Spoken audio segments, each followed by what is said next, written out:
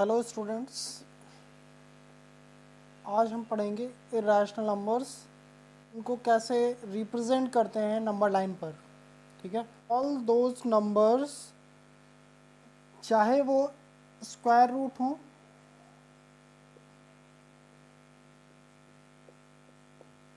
Cube root हो या किसी भी टाइप का रूट हो, जिनकी हम एग्जैक्ट वैल्यू नहीं फाइंड कर पाते। Exact value does not exist,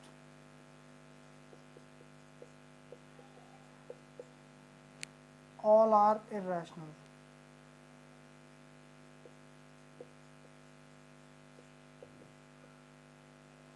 Jin roots की हम एग्जैक्ट वैल्यू नहीं फाइंड कर सकते, वो सारे के सारे नंबर्स इर्रेशनल नंबर्स होते हैं। ठीक, चाहे आप वो रूट 2 ले लीजिए, चाहे रूट 3 ले लीजिए, चाहे रूट 5 ले लीजिए, चाहे रूट 7 ले लीजिए, चाहे रूट 11 ले लीजिए। इस तरह के जितने भी नंबर्स होंगे, इन सबको फाइंड करके देखिए, इनके स्क्वायर रूट्स हों या क्यूब रूट्स हों, पूरे पूरे नंबर्स कभी भी इनकी वैल्यूज़ कम्प्लीटली फाइंड नहीं की जा सकती।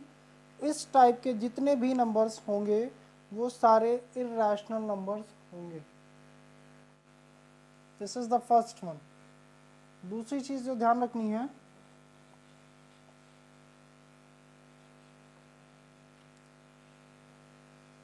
सेकेंड पॉइंट इज कि नॉन टर्मिनेटिंग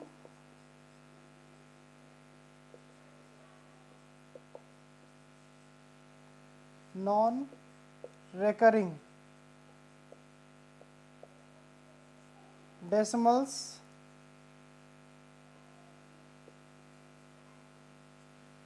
are irrational।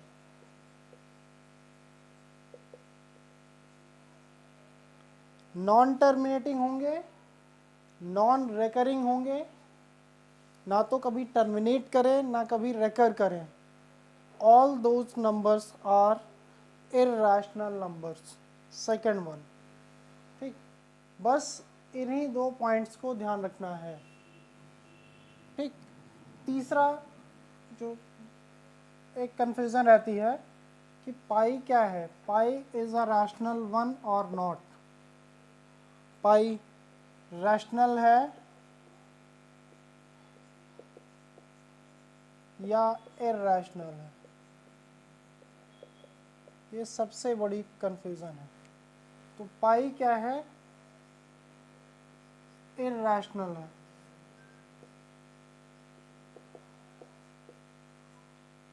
क्यों? क्योंकि पाई की वैल्यू जो आप लिखते हैं दैट इज़ 22/7, ये एग्जैक्ट वैल्यू नहीं है, अप्रॉक्सीमेशन में इसको ऐसे लिखते हैं। ठीक, वैसे तो ये 3.14 आगे बढ़ती जाती है, डिवाइड करेंगे आप तो ये कम्प्लीटली डिवाइड नहीं होगा। That's why pi is an irrational value, irrational decimal value. ठीक है, इसलिए इन चीज़ों को ध्यान रखना है हमें। बस इर्रेशनल में इतने ही पॉइंट्स आपको ध्यान रखने हैं और सारे क्वेश्चंस आपसे हो जाएंगे। अब इसके बाद कुछ बेसिक प्रॉपर्टीज़ हैं जो हमें ध्यान रखनी है। फर्स्ट, इर्रेशनल नंबर्स को हम ऐड नहीं कर सकते हैं। सपोज दैट रूट 3 लिखा हुआ है, रूट 5 लिखा हुआ है, इसको हम क्या करें, ऐड करके रूट 8 लिख दें, तो ये रॉन्ग है, ऐसा नहीं होता। ठीक, रूट 3 रूट 5 को अगर हम ऐड करते हैं तो वो कभी भी रूट 8 के इक्वल नहीं होंगे। या फिर रूट 5 माइनस रूट 3 करते हैं तो रूट 2 हो जाए, ये कभी भी ऐसा नहीं होता है। तो इस तरीके की चीज़ों को हम नहीं कर सकते हैं।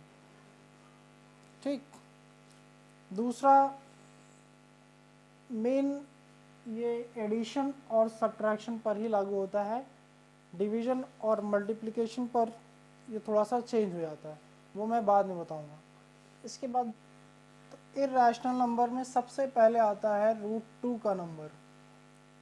अब रूट टू को हम कैसे नंबर लाइन पे रिप्रेजेंट करेंगे, उसके लिए क्या स्टेप्स हमें फॉलो करने हैं, क्या क्या चीज़ें हमें ध्यान रखनी है। सबसे पहला पॉइंट है, आपको ध्यान रखना है कि इसकी अप्रॉक्सीमेट वैल्यू कितनी होगी, अप्रॉक्स वैल्यू कितनी होगी। ठीक, रूट टू की अप्रॉक्स वैल्यू 1.41 समथिंग होती है, मीन्स एक से बड़ा होता है, ये ध्यान रखना है। इसका जो इंटीजर वैल्यू है वो ध्यान रखनी है कि वो कितनी है और किससे ज़्यादा हो रहा है। अप्रॉक्सीमेट वैल्यू आपको ध्यान रखनी है, सबसे पहला पॉइंट। ठीक, हमें पता है कि ये रूट टू में जो इंटीग्रल वैल्यू है दैट इज़ 1, वो 1 है और ये 1 से बड़ा है, तो हम 1 से आगे ड्रॉ करना शुरू करेंगे। कहाँ से ड्रॉ करना शुरू करेंगे नंबर लाइन को, 1 के आगे से। 1 पॉइंट को हम कंसिडर करेंगे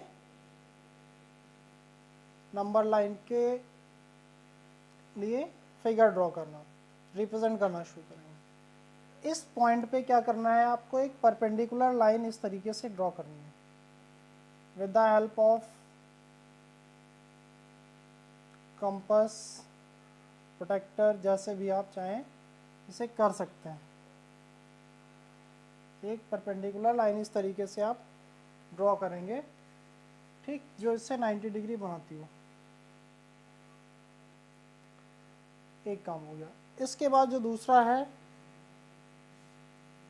ये और ये, इसकी डिस्टेंस कितनी है, 1 यूनिट।